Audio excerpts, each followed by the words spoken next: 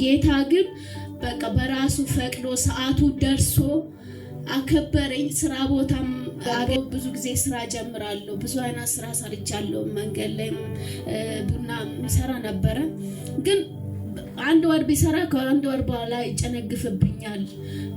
በጣም በብዙ ነገር በቃ የሆነ ብሬ እጅ ላይ ኖሮ ሲጀምር ጭንገፋ ነበረ።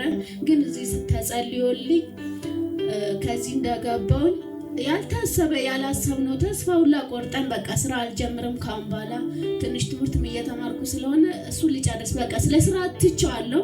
እኔ በተኩበት እኔ በረሳሁበት ሰዓት ጌታ ግን በቃ በራሱ ፈቅዶ ሰዓቱ ደርሶ አከበረኝ። ስራ ቦታም አገኘሁት። ቤት ተከራይቼ አሁን ፋስት ፉድ እየሰራሁ ነው። ጌታ በቃ ሞገሱ ሰጠኝ። የሰራሁትን ነገር እየባረከልኝ አሁን ጥሩ ስራ እየሰራው ነው እና ጌታ በብዙ ነገር ነው ያከበረኝ። ጌታን ምን ብዬ እኔ እንጃ የልቤን ምን ብዬ እንደማመሰግነው አላውቅም። ጌታ ሁላችሁም ተነስታችሁ ጌታን አመስግኑልኝ።